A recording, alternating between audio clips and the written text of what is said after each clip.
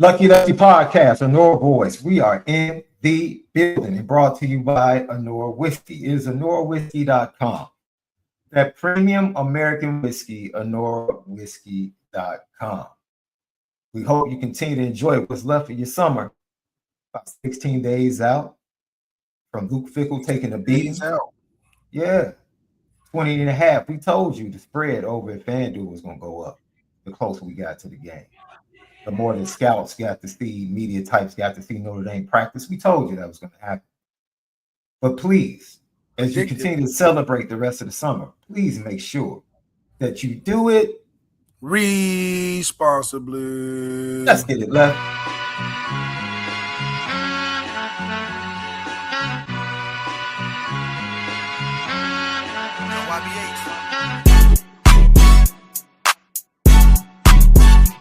Yep. Lucky Lefty Podcast. I'm Sean Davis, SD, two mics, that dude, the original Lucky Lefty himself, Malik Zaire, brought to you by Honora Whiskey, honorawhiskey.com, that premium American whiskey, honorawhiskey.com. Follow us, subscribe to us on YouTube, Lucky Lefty Podcast. A thumbs up, go ahead and smash it right now. It helps with the views. Leave your comments, questions. We indeed respond to all. If you have a GTB question or a super chat, make sure you get it in so we can respond to it. X, Instagram, TikTok at Lucky Lefty Pod. Audio side, Apple Podcasts, Spotify, courtesy of Believe Network. We are presented by FanDuel. FanDuel.com. Download the FanDuel app. Sunday, September 6th.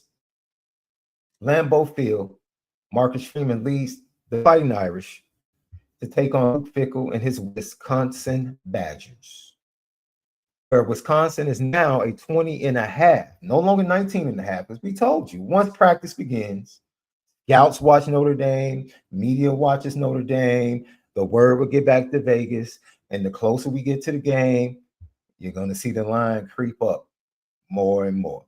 Now at 20 and a half over at FanDuel. FanDuel.com. Download the FanDuel app. Left. What's good, bro? 20 and a half is crazy. I mean, they haven't even. You remember the big line you had? I mean, just the sheer confidence that FanDuel has, not only in this game, but in the whole season. It's pretty astounding to see just what good moves can be made to give people that vote of confidence. Now, we still got to go do it. But to say, to even rise points, because I'm sure they saw both teams. It ain't like they're only looking at us. They went and saw Wisconsin too, I'm sure. And to say, add another point there, I think it's crazy. Luke Fickle, you got yourself your hands full. And we're going up to Lambeau. That's literally you guys' backyard. A similar foreshadowing to how we would do the Shamrock series that we talked about in LA. We're going to have all Wisconsin's little recruits that we want at Lambeau. Not at Wisconsin. He said, come on down the street to the pro stadium. Matt LaFleur going to be out there, just like Sean McVay going to be at SoFi Stage, just chilling. Matt LaFleur know what's going on. That's the head coach. He going to be like, I remember a time I was there. I remember. He going to see the green and gold with the green and yellow. Love to see it. The marrying of brands. You talk about the Shamrock game and the history it has tied with Bart Starr, with Deshaun Kaiser, Matt LaFleur. Notre Dame guys are used to Lambeau. It's nothing unusual for us. So SC, just get a picture of what it's going to look like when we come out there to SoFi for the next Shamrock. But we just foreshadowing, just like we told you Bubba Frazier is going to be playing on the field sometime this year. I know we love Faison, but Bubba's is like Hubba Bubba. It's the future. It's blowing up. It's blowing up. We're going to be in the right spot. We got dynamic playmakers all over the field this year. It's just exciting to see.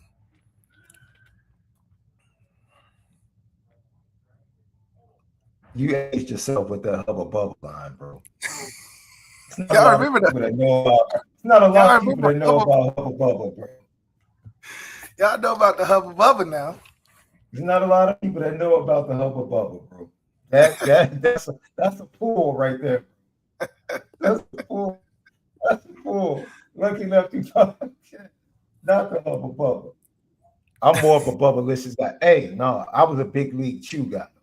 That's the Remember the little baseball pouch? guys. Baseball guys Yeah, love the league the big because league chew. it's Yeah, the safer way of dipping. yeah. You know, it's the same process. You get a pinch because it ain't like the strips. It ain't like the roll. It ain't like the little whatever. It's the strip. They just pinch it. They just like to pinch it or whatever. Put in your lip. But it's like stages to it. You know, first you do they used to smoke cigarettes at halftime of games. Basketball too. Then it went to dipping. Then it went to bubble gum. Have you ever tried that neuro gum? No. The neuro gum, they said, is like legit. They said that thing is like the limitless pill you get on that. Word? Yeah, they said it's gum that active. It's quick, man. They got all type of sciences and food sciences out here these days. Yeah. Are you big on the energy drinks like the Celsiuses and all of that? No, I stay away. I stay away. I don't do the energy drinks. No, I never Weeds did. and Crook 7 know about that neuro gum. Yeah, I'm telling you, it's something. I'm just shocked that it works like it does. You know, you just there's some gum and no, it ain't no regular gum. Ain't no regular gum. So you want to see something funny? Talking about the matchup with Wisconsin and Notre Dame being a 20.5-point favorite. Well, Jesse Nelson, who works for ESPN Milwaukee, doesn't see the game the same way that you, I, and FanDuel see it. And this is what he said on one of their shows this past week. Early say that Wisconsin is going to beat Notre Dame on September 6th at Lambeau Field. He's not saying, but is he saying? All Notre Dame, including Marcus Freeman, all they're being asked about all offseason is being left out of the playoff last year and how much they're looking forward to November hosting Miami and South Bend because that's the team that got it instead of them and made it all the way to the championship and had a good chance against Indiana. That should have been Notre Dame. Notre Dame has new players coming in. They're not going to be fully acclimated. They're going to Lambeau Field, where Wisconsin pulled off an upset a decade ago against a top 5 ranked team in the country. If Wisconsin has these tricks up its sleeve, if Wisconsin looks as good as Riley and others are saying at practice, the best possible time to catch Notre Dame would be in week 1. National audience, one of the only games on Sunday night, a Labor Day weekend, standalone window. Wisconsin can beat Notre Dame. They can do it. You heard him say interesting. He ain't never heard. He wasn't thinking that. His own co-host couldn't co-sign. He just said interesting. Oh, what are you getting that from? His basis is they said they look good in practice. FanDuel must have went to the same practice and said boosted up a point. And you know, Vegas know what they talking about to an extent. They said I went to the same practice and we boosted it up a point. What are you talking about? Another thing, I don't get. He didn't say anything about what they were going to do.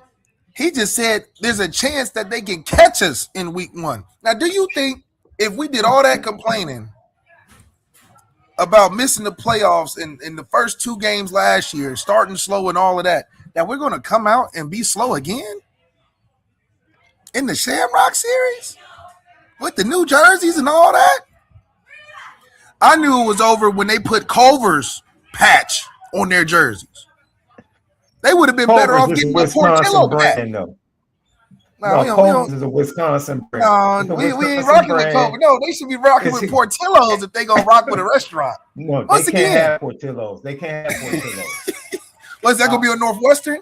Will Northwestern go get that patch? Northwestern is Evanston. No. No, look, regardless, I saw somebody in the chat say that's a casual take. And look, the art of a casual take is to make it interesting and to be to a point where people actually think about it. Like, it's not too serious, but it's like, you may have a point.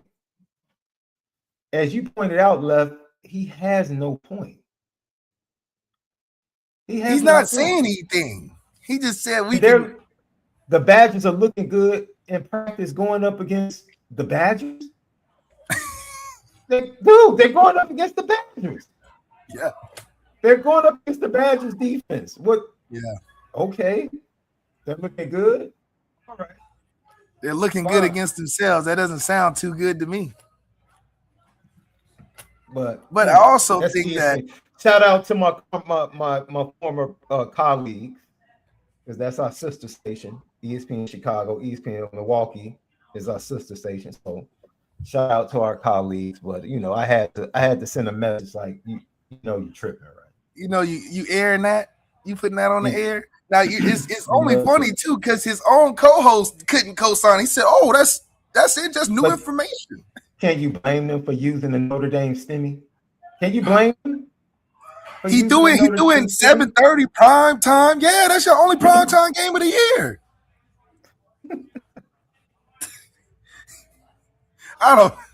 Hey, listen, everybody feels like they can take a shot at us for whatever reason. This is why we got to come out and lay the law down.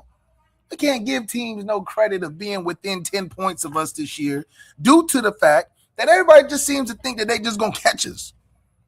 Yeah. We're coming off a 10-game win streak, guys. People forgot that. People forgot we're coming off a 10-game win streak with 30-plus points on average in the difference in the game.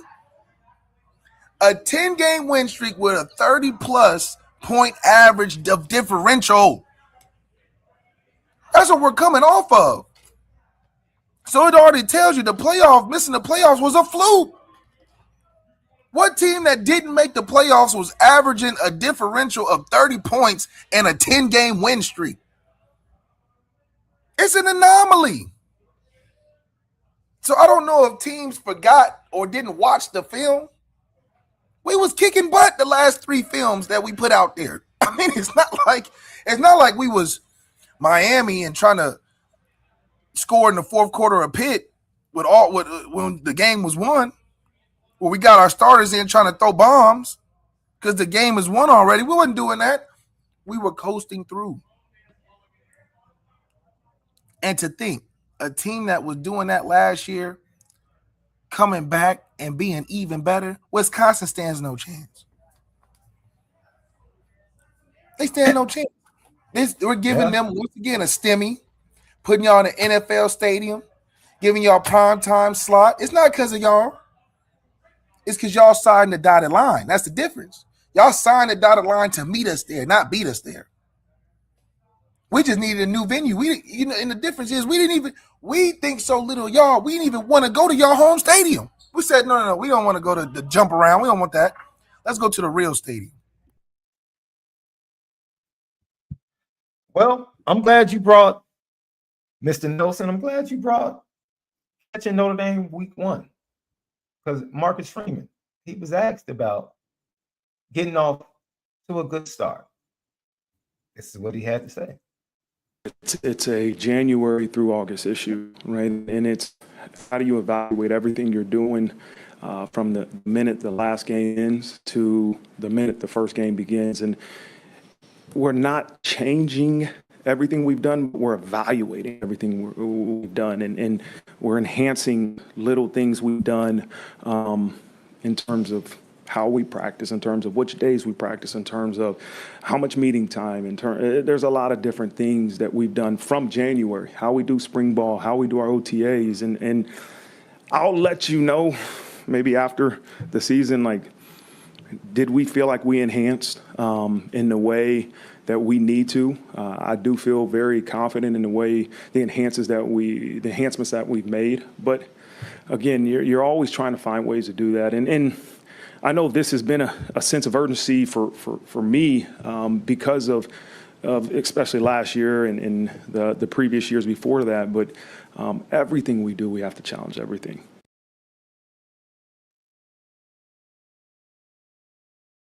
They said what Quavo say, all you need is a little bit of straightening. Just a little bit of straightening. We're not trying to reinvent the wheel. We're not trying to come up with a new scheme just because we feel better about where we are standing as a program. We're just tweaking the little things here and there. From a 45-minute meeting to a 30-minute meeting. From eating this at training table on certain days to eating this at training on certain days. Doing recovery on this day as opposed to doing weight training on this day. It's just a tweaking. And a lot of it is because we're just trying to perfect what is the 1% that we're trying to get better. We're not making leaps and bounds where we have to fill in and think about how we're going to find the D lineman size and play with the rotations. Those are big leaps and bounds. Like you said, we covered all the bases. The last two things Notre Dame needs to do as a program at this state in this era is beat Ohio State and win a championship. We got the quarterback. We got the D lineman. We stacked the receiver room. 4 or 5 years before this, we turned things around in the secondary room. That was a huge missing piece. We got stronger in the running backs. The tight ends and linemen have always been there. We even got better at the linebacker position where we don't have the figurehead linebacker anymore, where he's just there because he looks the part. We actually got linebackers that can take us the distance, that can be the captain of the team. From coach's words, that's head of the defense, the head of the snake. We wasn't saying that in Joe Schmidt era. Not that Joe Schmidt wasn't good, but we went from figurehead to ball player at the linebacker position over these years,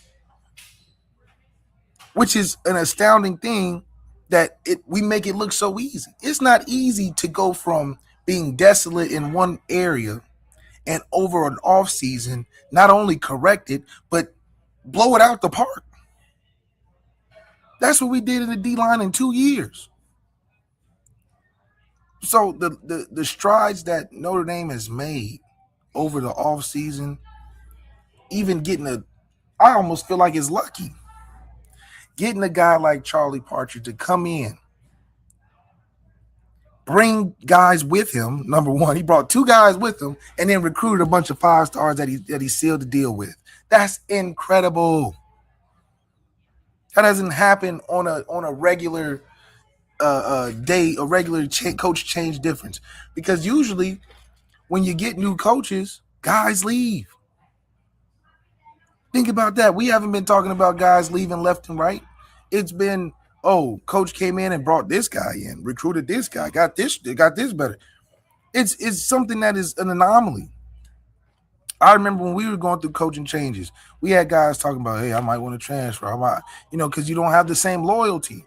But there's something about this Notre Dame program that even with coaching changes for positions, guys are still locked in. Leonard Moore had every reason and then some to leave Notre Dame with coach leaving. He could have been like, you can't get better than what we had at our DB coach. You can't get better than that. I can leave and go take this money and go to Oregon. But something about the Notre Dame program where Leonard Moore was like, you know what? We have Aaron Henry. We can trust that. We know if we plug him in, I got Marcus Freeman here, we're going to be A-okay. And that's the number 1 corner in the country. So if number 1 corner in the country ain't thinking about leaving, you got a good program. I think the one thing that sticks out for me is you hear like some coach talk, like they analyze, they look at every little bitty thing. The truth of the matter is, they know objectively the coaching change. He mentioned it during the spring. He didn't realize, Marcus Freeman, he didn't realize the impact of bringing in changing the coordinator position. And he talked about learning that it's much easier to deal with transition with position coaches rather than transition with coordinators. And you definitely saw the difference with the way the defense played the first 2.5 games last year, which, we can sit here and we can hindsight, of course, 2020. But the matter of fact is, your job, it doesn't matter how smart you are as a coach or what your system is. You're only as good as your players can be in that system, or as good as they can be in whatever system you put them in. Regardless of what system, your job is to maximize. Your job is to maximize the players on your roster and their abilities in whatever system. So for me, Marcus Freeman talking about all of that, this is a much more talented offense. This is going to be a better offensive line than went down to Miami, a better offensive line than went to College Station to start the season 2 years ago. Remember, we had 2 freshmen starting on the left side of the offensive line in College Station. Still came away with the win, by the way. Last year, still had questions on the offensive line. They came back to bite us because they got dominated by the Miami defense. This year, I don't see those questions. I don't see those unanswered questions going through camp, right? You don't have a first-time quarterback that Mike Denbrock has to ease into the first game, right? You don't have that. They can come out firing on all cylinders, right? So the confidence in the offensive line, the confidence Mike Denbrock has in the quarterback, that right there lets you know Mike Denbrock is like, okay, I can go to any page in the book. We already said he went up to the attic. He said, honey, where's the LSU? Where that LSU playbook at? Where's the LSU playbook? Go grab it for me.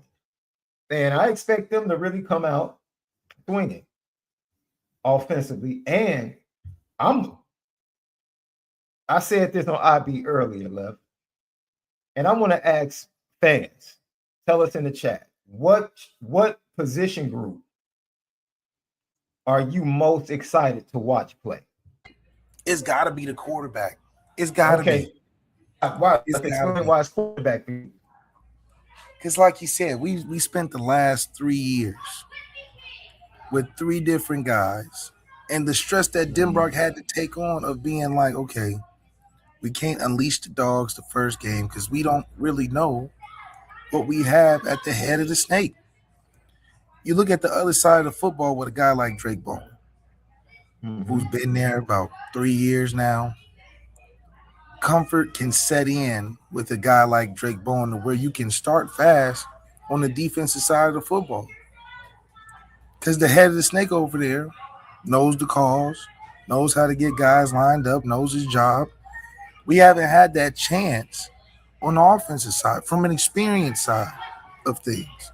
We've had it from a talent standpoint, which made Denbrock's job a little easier because he just played to the strengths of our quarterbacks at the time. But now he's getting a chance to not only play to the strengths of our quarterback's talent, but that use the experience of our quarterback to evolve and master the offense on another level. Now we're going out with a level 400 level offense as opposed to starting at ground zero and then building it up as we go. We've been fortunate enough to have enough support around them, like 2 first-round running backs, a consistent offensive line, and many different attributes from a tight end standpoint. But at the end of the day, what is going to make us totally a better offense altogether is having a quarterback that's been in there and knows what's going on, knows Denbrock's mind, knows what Denbrock likes to call, and vice versa. He doesn't have to go in there and guess. He's like, oh, these 10 plays that CJ really did well with, we tweaked them a little bit, but we can come out the game rolling with it. I think that helps a lot of what FanDuel was looking at. Because they're like, oh, we know what CJ is going to give us. We know what Denbrock is capable of. That's why the points are rising. The defense have always been there. We've had a top 5 defense the last 5 years.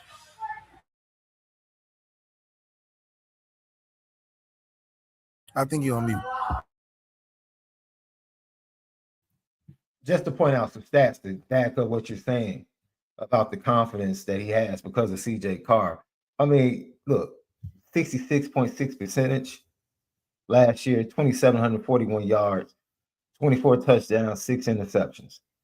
Passer efficiency rating of 168.1. That was a Notre Dame record. He had the greatest freshman quarterback season at Notre Dame. 6th nationally, 9.35 yards per attempt, 14.06 per completion.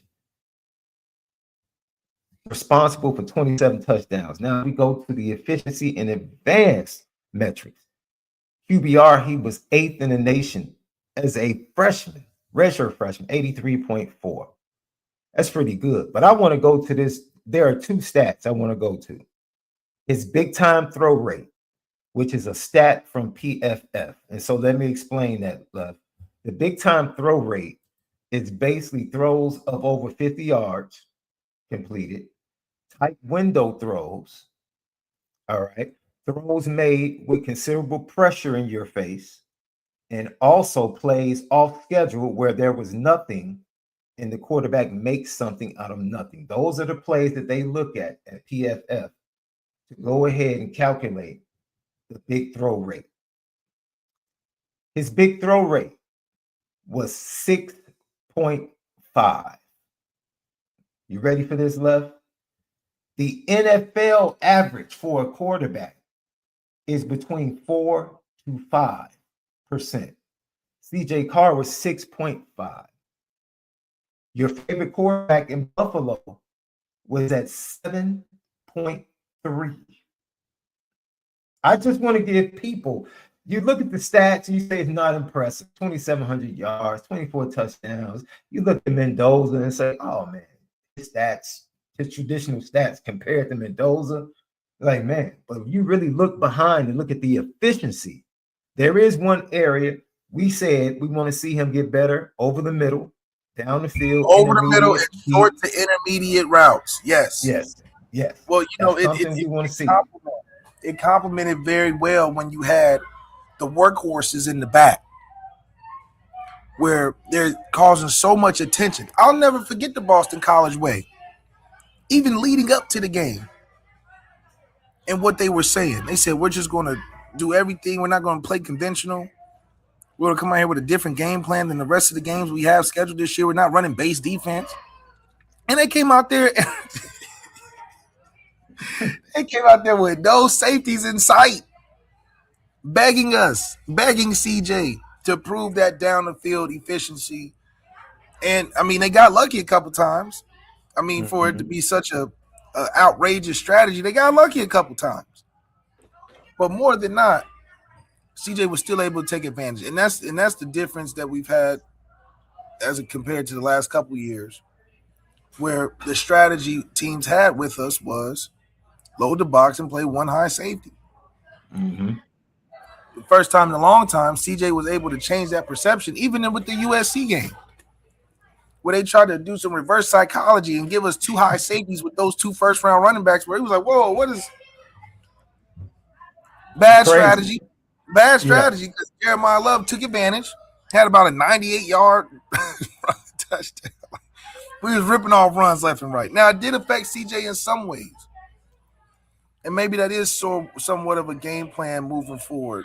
But with the experience that CJ has accumulated over a season, with the level of talent that he has around him, and then with the coach that is known. This isn't a first-time OC or a middle-of-the-water OC that you never heard about.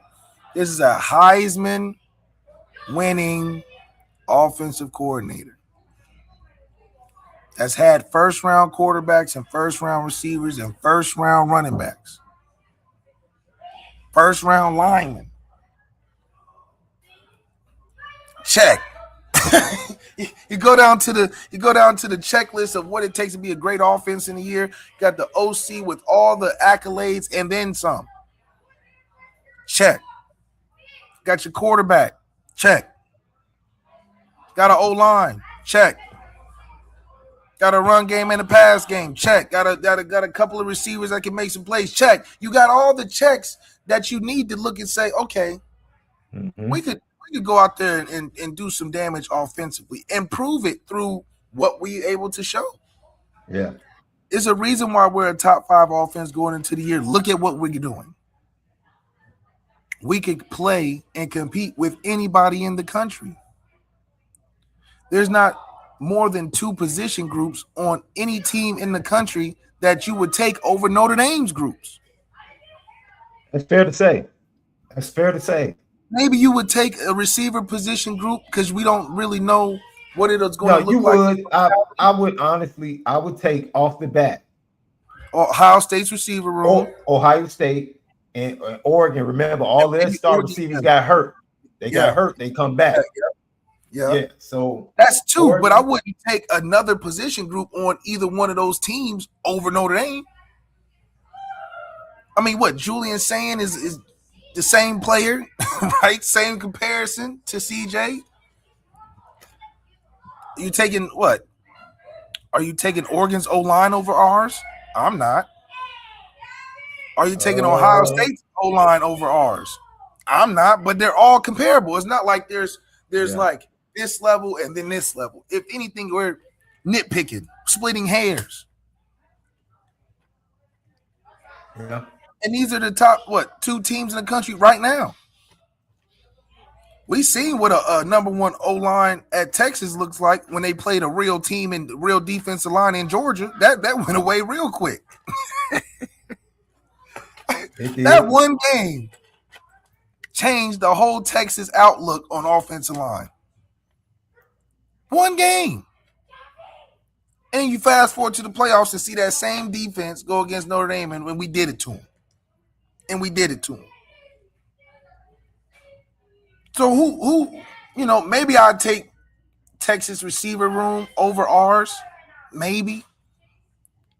Not until they catch the ball. But I'm saying they got too many drops. They got a lot of hype man over there. They got Sir drops a lot and Cam drops every 2 passes. They would have to show me. They really got to. You talk about somebody that needs to show receiver room. You need to show me. Right.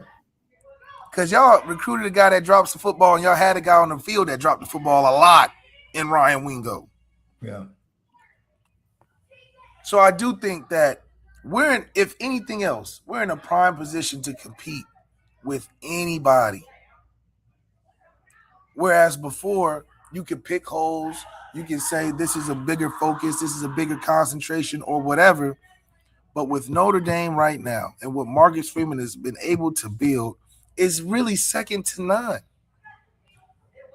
Truthfully, I mean, you can't really find a more well-built throughout team than what we have at Notre Dame this year. And yes, we have to show it, but I do think that everybody else in college football sees the same thing we see. Especially when you go to that recruiting. There are going to be good teams out there this year, but there's a reason why all these same teams and all these same conferences now want to ice us out, don't want to play us. There's a reason for that. If I saw us kicking butt and recruiting for 3-4 years straight, I'm talking about accumulating 5 stars, beating out your favorite teams in recruiting, taking recruits, Marcus Freeman just getting more and more popular as the year goes on. You would have thought we won the championship the way teams and conferences and commissioners and pundits and media heads and podcasts and everybody talked about Notre Dame in one off season. You would have thought we're coming off the championship. You don't even remember who won because they don't even talk about them. They don't even talk about Kurt Cinetti like that. They started talking about him when he said Notre Dame. They started talking about him when he was talking his stuff at the Big Ten meet, but that's about it. Coach Cignetti is the most famous player and coach at Indiana. That's what's talked about at Indiana. IU is Kurt Cinetti, and who else? They ain't got Mendoza. Who else they talking about? Nick Marsh? That was back in December. You talk about Notre Dame, you go down the list. Marcus Freeman, CJ, Aeneas Williams, Nolan James. You got the 2 Ohio State transfers. You got the offensive line buzz. We already know what defense was doing, what defensive line was putting up, numbers in the media. Not to forget the number 1 corner, Leonard Moore, who was getting more press than the whole IU football team, and they just won the championship. That's why it's levels to fame. It's levels to it. I don't care if it was 2 degrees in the cold. Notre Dame Stadium would be packed out if we had a championship celebration. Packed out. They used the weather as why they didn't come to the IU. Or maybe because there wasn't enough fans yet. They didn't have enough fans to come. They won a championship but didn't have enough fans to celebrate. It's levels to things. So I'm just trying to figure out. Well, I did figure it out. They're scared. Oh, They're so scared that we haven't played football yet, and they want to ice us out, make us join the conference, scared of negative recruit our recruits, all type of stuff. Why? Are we that dangerous when we're good? I don't remember nobody talking about freezing Notre Dame out when Brian Kelly was around for 10 years. They were comfortable with Brian Kelly being there. No threat. Good teams, but no threat. Marcus Freeman been there half the time and got the whole country sweating bullets. Sweating bullets. They can't stand us. And I'm like, what is the problem? We can't get better? I've never heard so much talk of Notre Dame playing a weak schedule until Marcus Freeman stepped in the door. And like he said, just making adjustments here and there. We ain't reinventing the wheel. We just tweaking things here, tweaking things there, and got people going crazy. Why? Can Notre Dame not be good like how Alabama was structured and processed their whole 7-8 years under Nick Saban? Nobody ever said stop playing Nick Saban. Nobody ever said they need an easier schedule or a bad schedule. Nick Saban was playing terrible teams in the beginning. Yeah. The teams they was playing in the first couple games, nobody cared. Nobody cared because they were that good or whatever. We've never played teams that were so bad. I mean, they're calling teams that are D1 teams. Rice is a good team. I mean, they're better than Bethune-Cookman, Miami. They're better than Fresno State, USC. I mean, what are we talking about? I know North Carolina goes through their ups and downs, but they're a real team in the ACC. They're not a Division II AA, a team that's just coming to get paid. How many top 5, top 10 teams are shelling out money this year in their first 3 weeks of the season? Just giving out money. You get $1 million to come play. You get $1 million to come play. I don't understand. Who are we paying to come play us? Who? Name us the team that we're paying to come play at Notre Dame. The only time I can remember was TSU. And that was a favor. You know, that was his homeboy, Eddie George. He tried to get him some light, you know what I'm saying, trying to give him some pub. But that's about it. But he ain't paid nobody else to come play us. You know why? Because they're real programs. They're competitive programs. Maybe not competitive like we are, but they're competitive programs. They would be mad if we try to pay them. If we try to pay BYU. If we try to pay North Carolina. If we try to pay Rice. They would be upset. Oh, what? You're disrespecting us. But you go to Ohio State, and they shelling out money left and right. Nobody says nothing. Nobody says it's disrespectful. Nobody says anything. But I don't understand. So, yes, I think there is a real fear that Notre Dame has a legit chance to win the whole thing. Because if we win, we make the rules. IU wins, they get to cover NCAA football. Congratulations.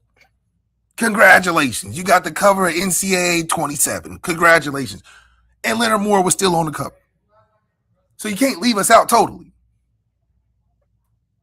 We win. We're going up to the White House, talking to Trump, making rule changes, putting out rules and regulations, getting stuff guaranteed and signed off of.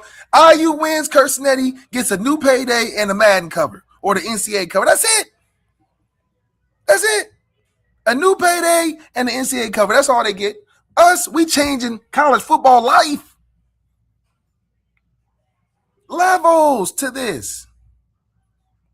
Nikita, what's up, girl? Hope everything is going good, man. It's good to see you. Thank you so much for the sticker love, man. We appreciate you. Chris Velasco, thank you for that. Who is the ESPN homeboy, though? I have no clue who you're talking about. He must be talking about the ESPN Wisconsin guy. He has to be talking about your boy Jesse Nelson. Because what is he has to be talking about? He has to be talking about Jesse Nelson. Man, he had both of his co-hosts laughing like, "Oh, where are you getting that from?"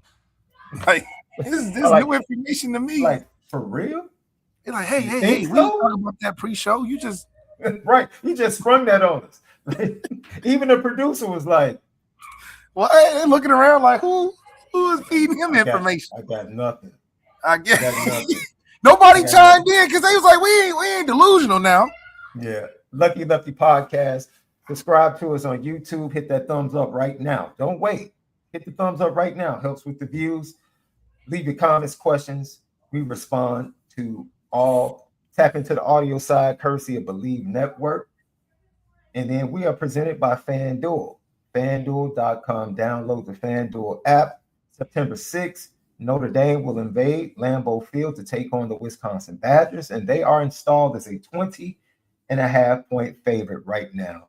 You can find that and much more over at FanDuel. FanDuel.com.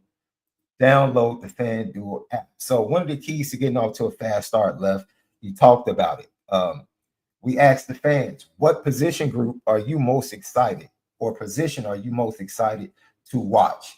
Go ahead and put it in the chat because we want to see what you think about that. Left, you said quarterback without a shadow of doubt.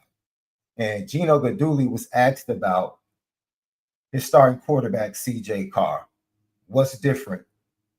This is what he had to say. Like, obviously going into last season, a guy never started a game, played very few snaps. I think he got in a few snaps against Purdue maybe the year before.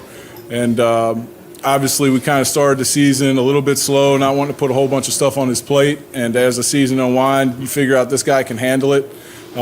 He's got total autonomy of the offense. At the line of scrimmage, like, he gives you the ability as an offensive play caller and as an offense to have the pen last. He's going to be able to assess the defense, get us into the call that is most advantageous for us, and it's a great advantage come game day. Left, I have one question, 2 parts though. Let's talk about CJ Carr's floor and ceiling for this season. His floor and his ceiling. Second year as a starter in Mike Denbrock's offense. What's his floor and what's his ceiling? The floor is pretty high, to be honest. I mean, I'm saying the floor is a 10-win season, and that's with a couple of hiccups, possibly in big games, only because we've talked about it last year. Where are his moments? Every great quarterback, every Heisman quarterback, even Jaden Daniels had moments.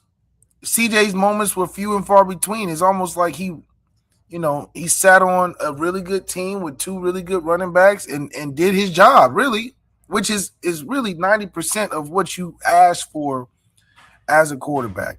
We're looking for CJ to have moments. So his floor will be 10 wins, 30 touchdowns, 2,800 or 3,000 yards. That's the floor. Ceiling, he can get about 3,600 yards passing, 36, 37 touchdowns, 11, 12 wins, and a championship run. see his floor as us missing the playoffs. So the floor would be getting the last spot of the playoffs. But because of our guarantees, all we have to do is just continue to win. He is a winning quarterback as a starter. He should have command of the offense. We talked about taking that mastery of the offense in his next year. This will be his third year in it. So Gino's absolutely right. There's no excuse. He goes up there and make Denbrock feel comfortable. Oh, coach, I can get us into the right spot. Oh, don't worry about it. Check at the line, flip the play, whatever you need to get done makes Denbrock's job a lot easier. CJ has all the tools in his tool belt to take another step this year, but it still requires him to have moments. I'm not giving him moments in a 45-0 blowout. We beating the team so bad by halftime. We out there doing whatever. There's moments on the schedule. BYU is going to be a rocking house. I got all the Mormons at this school. They all BYU. I've never seen as many BYU fans. There's a ton of them, you know? But that's a place where you can create moments because of the environment. BYU is going to be a ranked team by then, hopefully. They're a good team. Not a great team, but a good team. Can we be in positions? You know what? I'm going to not disagree with you, but I just want to point something out. Fourth quarter, down 10. CJ Carr leads them back to tie the game. Leads a touchdown drive to tie it up with under 5 minutes left. Texas A&M, he gets the ball back. 7 minutes left. He leads Notre Dame down the field to take the lead in fourth quarter. It's fair to say, I do not disagree with you, but it's fair to say that if that defense was not playing as bad as they did, those could have been two of his moments in the fourth quarter. Yeah.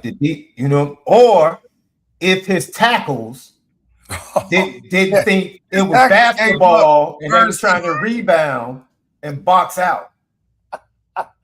Man, I'll never forget that steal shot. They had the man back turned to the guy like, watch out. Like, I said, yeah, that's over with.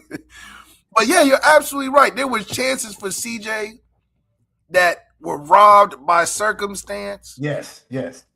But at the same time, for him to have as many accolades and stats and pundits and media and fans in favor of the quarterback, which is rare. We've had good quarterback play at Notre Dame and still didn't have the amount of adulation, fandom. ESPN talking about it's the greatest thing since sliced bread at Notre Dame at the quarterback position. We haven't had that in a long time. So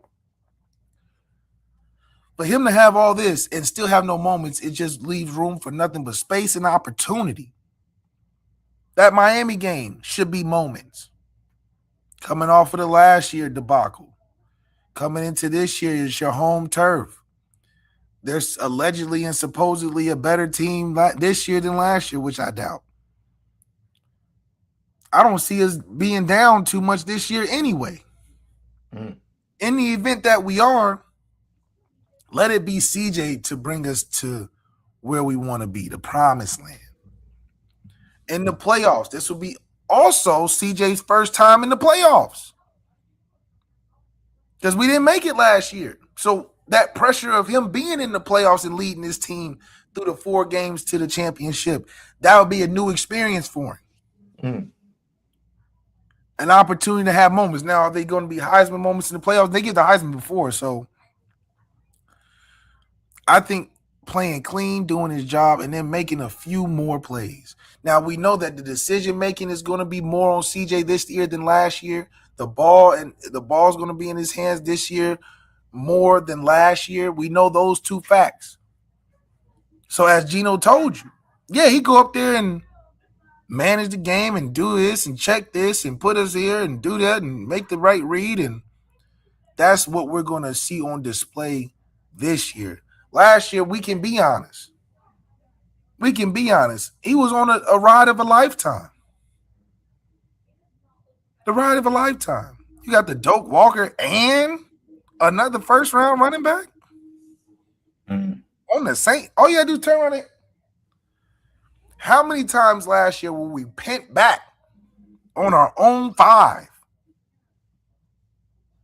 And we went heavy set, 2-3 tight ends, and ended up scoring touchdowns for our running backs. How many times? If we didn't have Jeremiah Love and Jadarian Price versus Arkansas, would it have been that bad?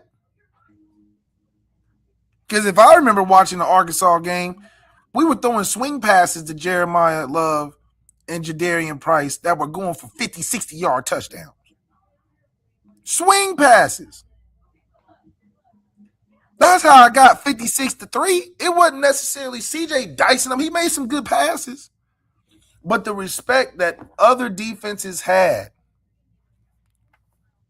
for our running backs is going to be a totally different outlook, even though our running backs are going to be good, that CJ's going to get a view of defensively. Because now the cat's out the bag. Oh, you Heisman favorite? We got to stop you. You ain't got Love. You got to prove to us that there's other players. We know there are other players, but you got to prove to us. And I think that whole breakdown on top of CJ taking on more responsibility is really going to be that the game between the game. We know we got more talent. We know we got this and that and the additions and a better overall team. But one man has different responsibilities this year than last year. CJ's, like I say all the time, CJ's responsibility last year was to not lose the game. Which, I'm glad you said that. I propose this, Left. CJ experienced far more pressure last season than he will this season. Because he knew if things went wrong offensively, turn around. Hand it off. Hand it off, right? And like, yo, he knew I can't mess up. These two dudes are gonna ball every week. Every week. I can't mess up. Because if I mess up, that's really the only way we can lose. Like nobody expected the defense to be that bad week 1 and week 2. No, nobody. That's purely at the feet of Chris Ash. I don't care what anybody says. Purely at the feet of Chris Especially Ash. how he sold it, talking about Players still have to make plays. Players still have to make plays. He sold it as I'm just coming in and just overseeing, just helping out. Like, nah, you was out there calling totally different defense. Absolutely. But with CJ, now this year, we're winning because of you. Mm-hmm. There is no more, I'm going to just, if all in doubt, hand it out back to those guys. There is no more of that. It's your decision is going to have to lead us to victory. Now, you're going to have a lot of help where you might make a good play to throw for 10 and the talent that we have take it 15, 20, 25. But you're going to be the catalyst, CJ. Last year we had 2 catalysts and you were an additional catalyst, but you're the catalyst. Denbrock's looking to you. If we need a play, Denbrock's calling a play for CJ. There's not many bailouts for CJ this year because you're going from expected not to lose the game to expected being the reason to win games. And we see it happen through the history of how difficult it can be sometimes. Deshaun Kaiser, the year I got hurt, just don't lose it. Just don't throw it to the other team, and we will be fine. The next year, we got a bunch of young guys. You got to, with the experience you have to be the reason why we win. Yeah. And it was a totally different season. A lot of those guys in that next season that we had were NFL guys. Chase was an NFL guy. Miles was an NFL guy. EQ was an NFL guy. We had NFL guys, but it was just the responsibilities changed. Had to play it. Had to be it. Yeah. You had to be that guy. Mm-hmm. And I think the difference now is we believe in CJ being that guy. Not even the team. The country believes CJ is that guy. Yeah. Yeah. He has to go play like it. He has to have those moments like it. We knew Caleb Williams was that guy. The year he won the Heisman, I don't even know who else was on his team. Well, Jacoby. Shout out Jacoby. That's my guy. But Kobe and the wide receiver for the Vikings. Mekhi Lemon? No. What's his name? Jordan Addison. Yes, Jordan Addison. Yes. Yeah, Addison was solid. But Caleb was pulling games through. And I remember watching the Colorado game. I remember there was games where they was in shootouts and Caleb was bringing them through. CJ, even with that, CJ's not going to be in that position. We're going to be in shootouts. I think the defense is going to be locked up. I think the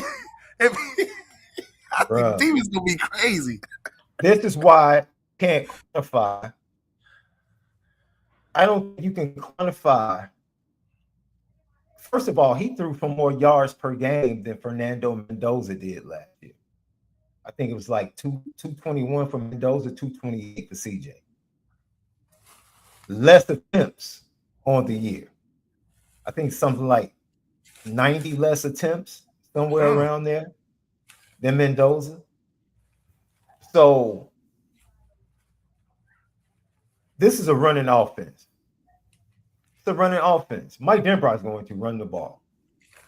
He's telling 27 and 28 running backs, we're running the ball in Notre Dame. Right? It might be like the LSU offense, though. It might be. Let me tell you something. I said this. I'm not going player to player as a comp. I'm just talking about who he might represent. It's a chance CJ Carr leaves here after this year. We're talking about his ceiling. His ceiling is, and I want everybody to answer this. Can CJ be the number 1 overall pick? Is that his ceiling? Top 5. He could be top 5? He would have to be, because, overly amazing. Because it's going to be, it's hard to be amazing on an amazing team. It's hard. We just watched it, though. Who? Mendoza wasn't amazing last year? I think his team was pretty good. In moments, his team was good. But in moments. Like, Joe Burrow was amazing on an amazing team. Yes. I see what you're saying. I see what you're saying. 60 touchdowns. Deshaun my God. was amazing. He was amazing on an amazing team. I see the difference. Okay, I see the difference. Can CJ put up 60 touchdowns?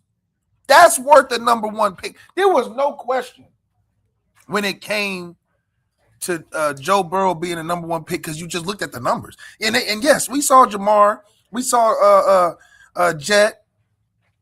We saw the running backs. We saw the defense had some flair. But 60 touchdowns, there was no other competitor for number 1 pick. CJ had what? Good stats? But can he be amazing on an amazing team? That's different than being good on a team that needs you. Ezekiel Elliott was amazing on an amazing team. Yes. You saw that Alabama game? Well, that man he won the game. And they were 2 amazing teams. That's what CJ has to prove. CJ just playing good on a good team. They're going to give us the stuff they've been giving us all preseason. Oh, you're not playing nobody. Oh, this is a given. Oh, this and that. But if CJ go out there and doing 300 a game, 4-5 touchdowns a game, yes, he can be number 1 pick. But do we think he can do that? We don't know yet. We don't know his potential yet, because last year was just such a horse and carriage ride for him. And that's okay. But this year, it needs to be elevated. And I think he'll have the opportunity to do it. He's going to have all the opportunity to do it, actually. But can he do it is the next question. Yeah, I think him getting to New York has nothing to do with his stats. No. If Notre Dame is undefeated, he's in New York. He's in New York. Absolutely. He's in New York. If Notre Dame loses one game, he's still in probably in New York. He's still in, yeah. Yeah. That's what I'm saying. He's going to get all the rooms you want to be. Right. But when you're talking about number one pick, he's got to be amazing. Yeah. In these rooms. Yeah. Because what's the difference between him and Julian? Julian was good on an amazing team. He wasn't great. That's why Ryan Day had to go up there and talk about he needs to run the ball more. What is Ryan Day talking about? Ryan Day, you kill me, man. You killed me. Yeah. I can feel you with that, bro.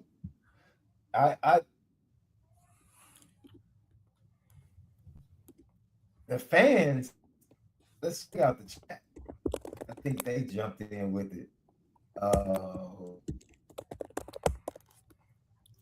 Justin ND Sniper says, I think Carr would be top 3. He got to tell him he's a first round talent.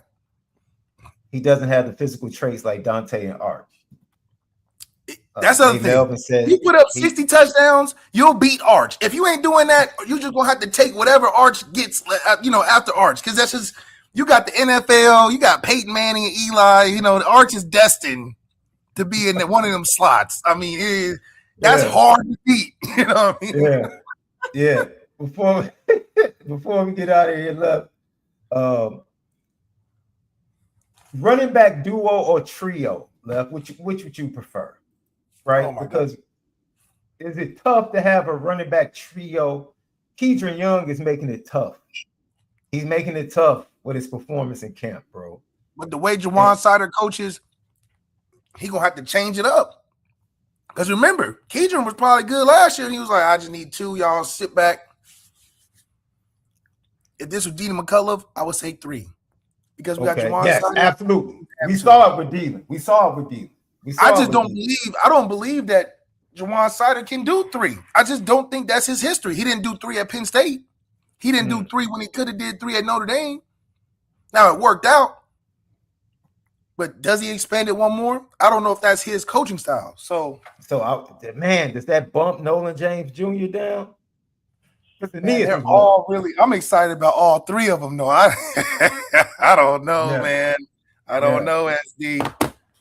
Yeah, I'm super excited about all 3. I get, man, when I hear about Keidron catching the ball at the backfield, being fresh, looking faster, I'm like, oh, okay. And all I do is pray that he makes it through fall camp. That's all I do. That's all you can do. Like, yo, I almost want to tell them when they get to the last week, just pull them from practice. Just chill. Yeah, chill. Chill. We need you available. We need him available, But I'm gonna play this one clip and then we're gonna get out of here. We'll be back Friday. No show tomorrow. We'll be back Friday. This is Keidron Young himself talking about this offseason.